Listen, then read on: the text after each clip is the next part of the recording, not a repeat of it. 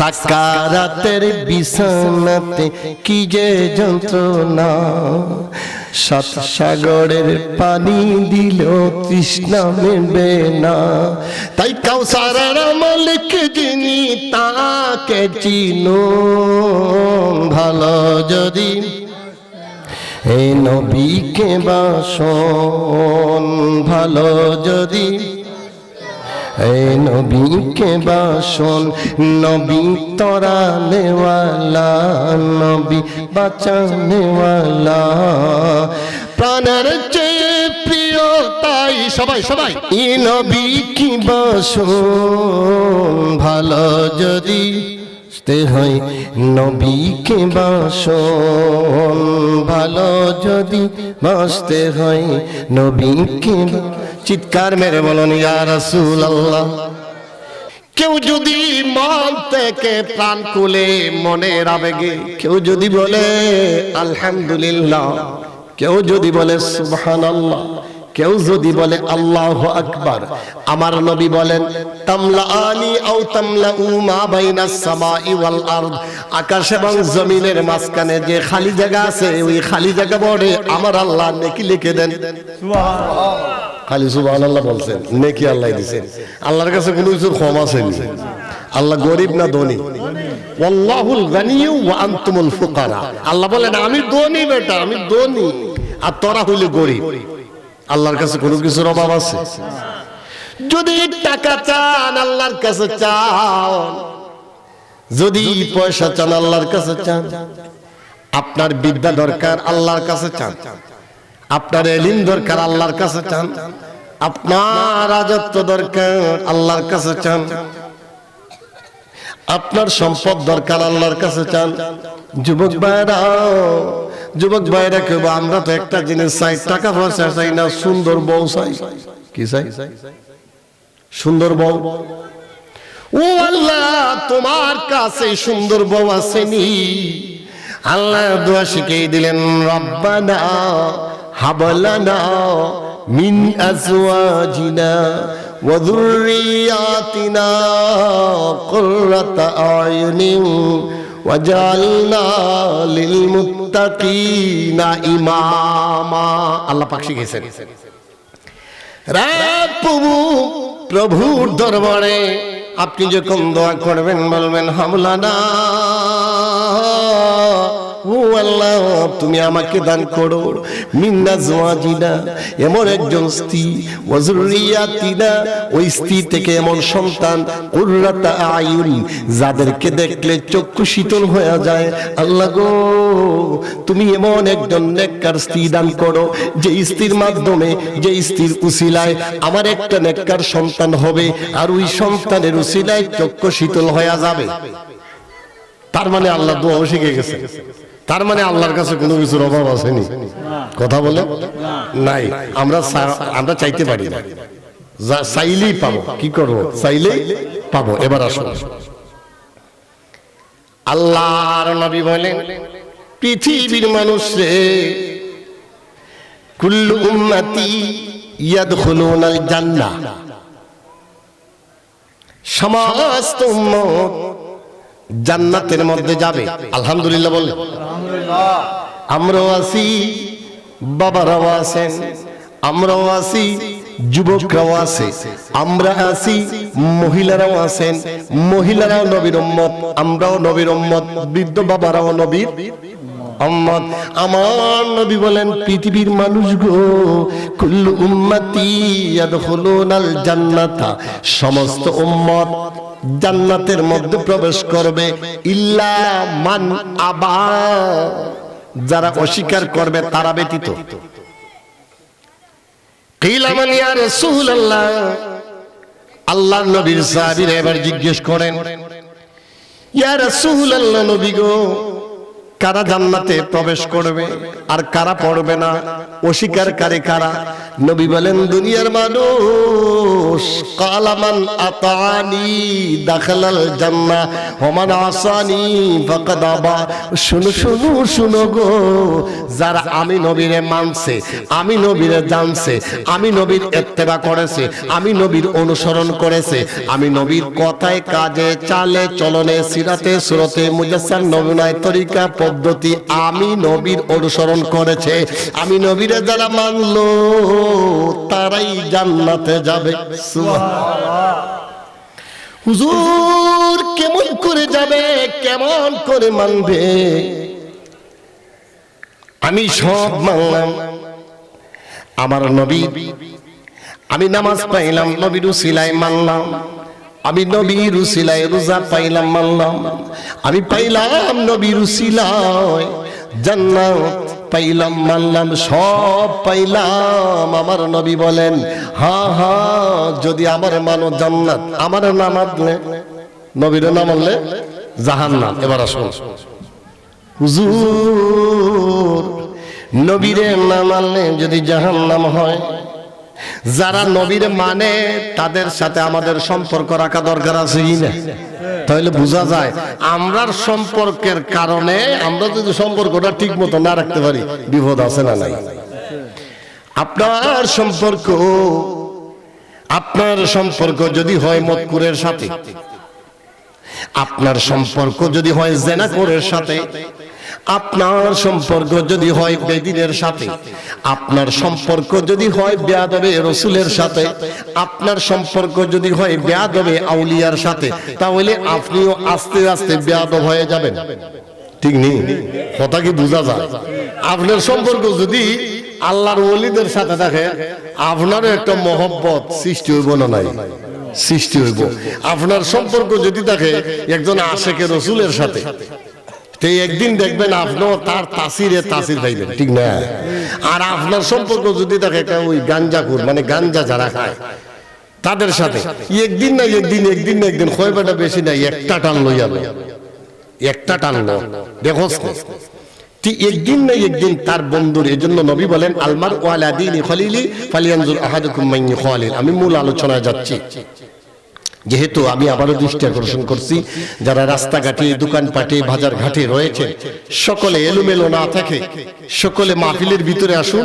আর আপনারা যারা আইসুন আপনারা একটু ওই দিকে বসেন, একটু পাশাপাশি, যাতে আমি না ডরাই। আমি ডরাই মুদি খেলে গিয়ে কাছাকাছি লোক রাখছি, আর কিছু ঠান্ডার মাঝে লোক সাথে থাকলে ওয়াজ করতেও কিছু মজা, ওয়াজ তো করতাম মানুষের কাছে। আর যদি বোঝা যায় আপনারা কথাও হইন না, যারা আসুন লড়ন চলুন না, এতে আমার ডর লাগবে, বোঝা যাবে আমি গুরুস্থানে কথা বলতেছি। আচ্ছা, আল্লাহর নবী মক্কার কাফের সর্দার উকবা ইবনে আবি মুইত আল্লাহর নবীকে দাওয়াত করেছে, ইয়া রাসূলুল্লাহ, নবী গো আমার বাসায় আপনার দাওয়াত। আল্লাহর নবী দাওয়াত গ্রহণ করেছেন। আল্লাহর নবী দাওয়াত পাইয়া কিছু কিছু সাহাবারা বলতেছেন, ইয়া রাসূলুল্লাহ, ইয়া হাবিবাল্লাহ, নবী গো আপনার কাফেরেরা দাওয়াত করছে, আপনি কাফেরের দাওয়াতে যাইবেন। রাসূলুল্লাহ কোনো কথা বলেন না। যিনি আল্লাহর নবীরে দাওয়াত করছে সে মুসলমান না, কথা বুঝবেন। এই বাচ্চারা একটু আগে বসো, এই যে একটু আগে বসো, এইদিকে বসো। দূর বসলে সম্পর্ক কমবো না বাড়বো? দূর যদি আপনারা বলেন সম্পর্ক বাড়বো না কমবো? সম্পর্ক কমবো। আমরা তো সম্পর্ক বাড়াই ফেলে গেছি, একটু কাছাকাছি বসেন। মানুষ কিন্তু আসতেছে, মাহফিলের একটা পরিবেশ হইতেছে। এবার বলুন, আল্লাহর নবীকে দাওয়াত করছেন উকবা ইবনে আবি মুইত নামে মক্কার একজন কাফের মুশরিক।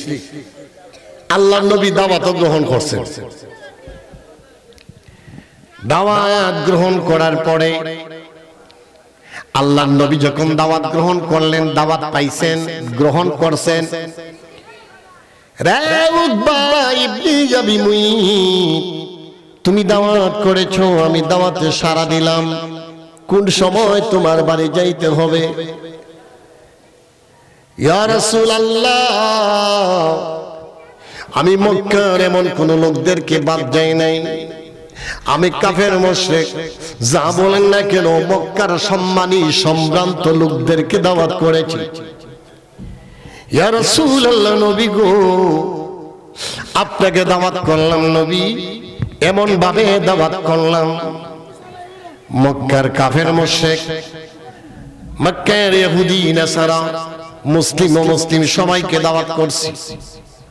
ইয়া রাসূলুল্লাহ নবী, আপনি হলেন চিফ গেস্ট, প্রধান অতিথি। মক্কার কাফেররা বুঝত আল্লাহর নবীর মতো কোন লোক, আল্লাহর নবীর মতো সম্মানী সম্ভ্রান্ত কোন লোক আসে নাই, আসবেও না, এটা কিন্তু বুঝতো, যদিও এরা মুসলমান না। ইয়া রাসূলুল্লাহ, পৃথিবীর জমিনে যদি চিফ গেস্ট যদি কেউ হয়, নবী গো, পৃথিবীর জমিনে যদি কোনো চিফ গেস্ট হয়, প্রধান অতিথি হয়, আপনার মতন কেউ নাই। ও আল্লাহর নবী, আপনি আমার দাওয়াত গ্রহণ করুন। আল্লাহর নবী দাওয়াত গ্রহণ করলেন। এবার ওই লোকটি খুশি না বেজার? খুশি হইয়া মনের আনন্দ পাইয়া বাড়ি যায় আর কয়, রাসূলুল্লাহ আমার দাওয়াত গ্রহণ করেছেন, বিশাল আয়োজন, আল্লাহর নবী দাওয়াত গ্রহণ করছেন। আল্লাহর নবী কথা দিলে কথা রাখবেন কিনা? আল্লাহর নবী কথা মতো পরের দিন যায় হাজির। আল্লাহর নবীর সাথে কয়েকজন সাহাবীরাও গেলেন। যাওয়ার পরে সুন্দর পরিবেশ। রাসূলুল্লাহ বলেন, উকবারে, আমি তোমার বাড়ি আসছি, আজকে খাবো, তবে শর্ত হলো একটা, আজকে আমি না খাইয়া চলে যাই। আমি তোমার দাওয়াত গ্রহণ করেছি, কিন্তু তোমার বাসায় কিছু খাবো না। তোমার বাড়ি তাই সিটি গই, কিন্তু খাইতাম না আজকে। ইয়া রাসূলুল্লাহ, ইয়া হাবিবাল্লাহ, নবী গো, কেন আপনি খাবেন না?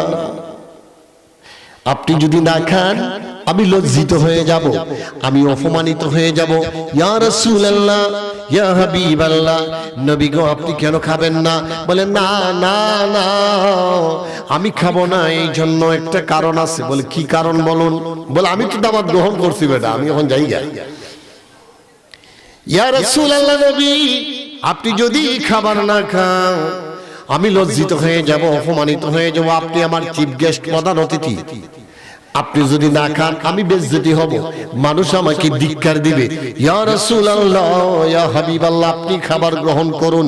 লোকটা মুসলমান না মুশরিক? আগে হইছে কথা বুঝতে হবে। মুশরিক, মুসলমান না, সে ডাইরেকশন আসে কাফের। এখন রাসূলুল্লাহ বললেন, এইভাবে যখন ধরতেছে, রাসূলুল্লাহ বললেন, তোমার বাসায় আমি খাবো, তবে শর্ত একটা। রে উকবা ইবনে আবি মুঈত, শোনো শোনো, তোমার বাসায় খাবো, তবে শর্ত হলো একটা। সেই শর্তটা যদি তুমি মানতে পারো। ইয়া রাসূলুল্লাহ, কিসের শর্ত নবী গো? বলে, একটা শর্ত, এই শর্তের নাম হলো একটা জান্নাতি টিকেট। ওই টিকেটটার নাম কি? তুমি বলো, লা ইলাহা ইল্লাল্লাহু মুহাম্মাদুর রাসূলুল্লাহ সাল্লাল্লাহু তাআলা আলাইহি ওয়াসাল্লাম। কই ঠিক আছে, কিছু চিন্তা করছে। চিন্তা যখন করলাম, ভিতরে ভিতরে তার ভিতরে একটা চিন্তা আসলো, একদিকে জান্নাত, একদিকে জাহান্নাম। জান্নাত জাহান্নামের মধ্যখানে দাঁড়িয়ে আছে। আমার নবী বললেন, তুমি কি কালমা পড়ে মুসলমান হবে? তখন নবী খাবেন। সিদ্ধান্ত নিল। কিছু সময়ের মধ্যে হেজিটেশনে পড়ে গেল, দ্বিধাদ্বন্দ্বে পড়ে গেল, কি করবে কি করবে না। হঠাৎ মনের ভিতরে একটা আবেগ চলে আসছে, কয়, আমরা অনেক সময় মাহফিলে কথা বলি, নামাজ পড়বাই কি পড়বায় না, আগামীকাল থেকে পড়বাই কি পড়বায় না। কিছুক্ষণের মধ্যে সিদ্ধান্ত নেই, যা করছে আল্লাহ, আজকে যেহেতু মাহফিলে হুজুরে ওয়াজ করাইতেছে, আগামী থেকে আমি নামাজ ছাড়বো না। সুবহানাল্লাহ।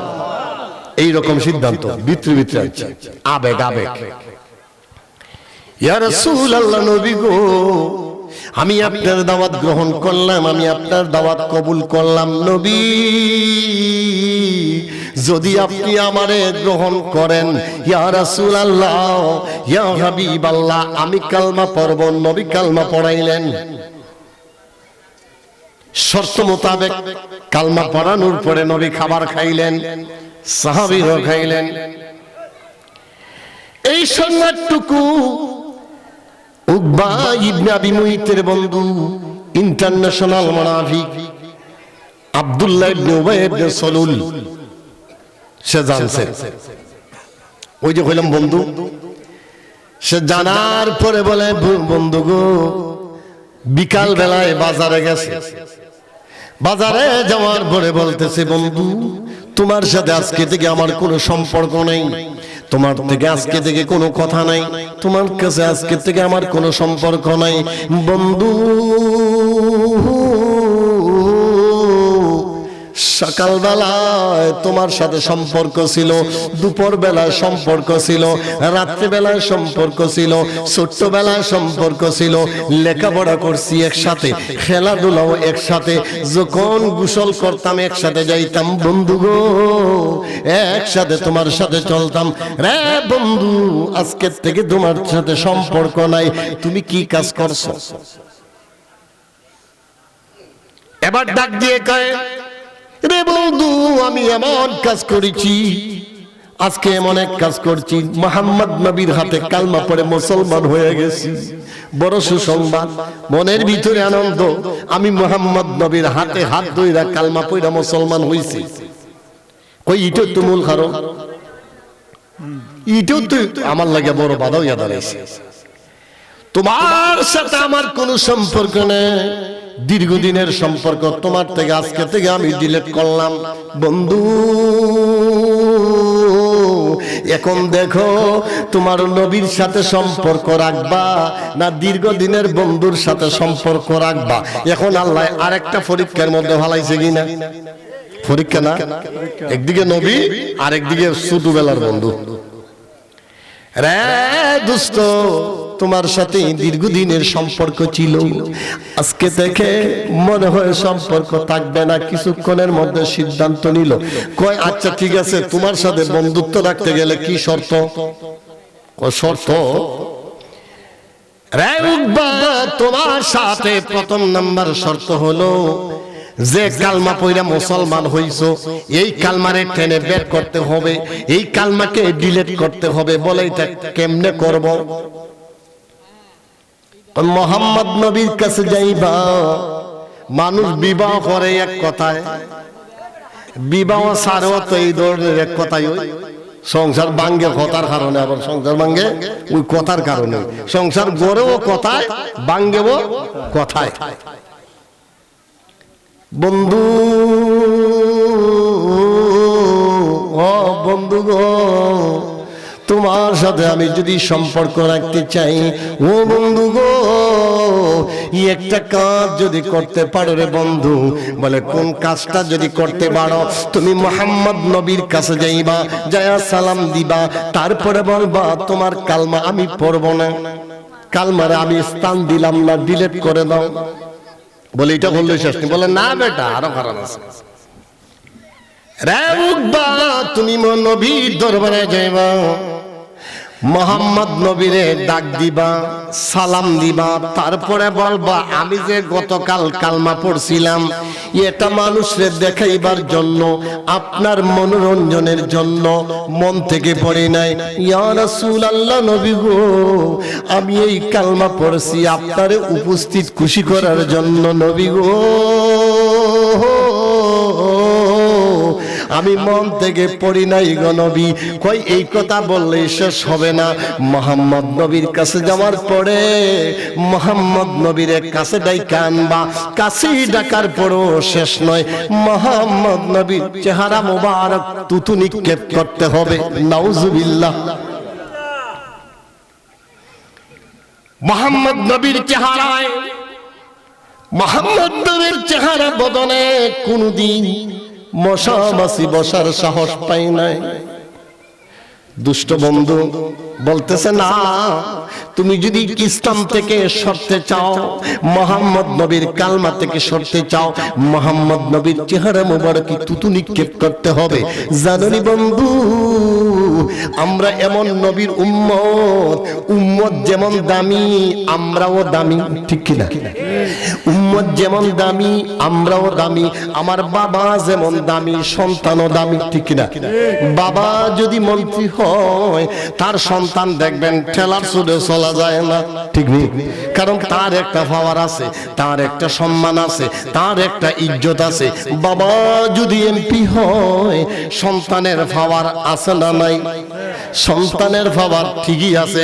কেউ কেউ ইচ্ছা করে আবার বাপ দেখায়ও বেশি, ঠিক কিনা? দাড়িটা যেমন জানা ঠেলার সুরে আমি মন্ত্রী সাহেবের ফুলাবে না। ঠিক তদ্রুপভাবে বলতে চাই, বহুলাবেশী দক্ষিণ বহুলাবেশী আমরা এমন নবীর উম্মত। এই নবীর পাওয়ার আছে না নাই? এই নবীর পাওয়ার আকাশেও আছে, জমিনেও আছে। এই নবীর পাওয়ার ইন্তেকালের পরেও আছে না নাই? বন্ধু, নবীর প্রশংসা করতে যাইয়া একটা কথা বলতে হয়।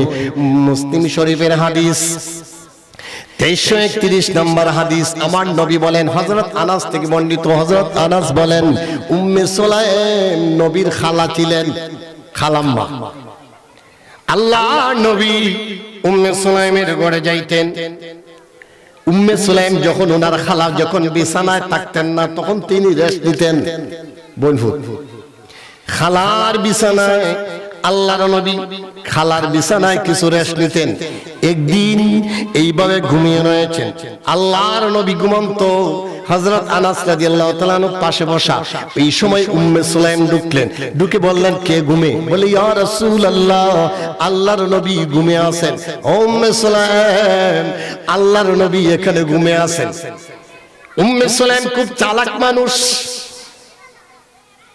কারণ বোন ফুট যদি বড় হয়, এটা খালায় কিছু জানে না, কথা বলে। ছেলে যদি একটু আধ্যাত্মিকতায় বা কোনো কিছুর, ছেলের খবর মায় জানেনি, আচ্ছা ছেলের খবর বাবাই জানেনি, এটা তো গড়ের ব্যাপার। উম্মে সুলাইম ঘর থেকে কেন শিশি আনলেন, নবী ঘুমে, নবীর বদন মোবারক থেকে কিছু ঘাম বেয়ে বেয়ে পড়তেছে।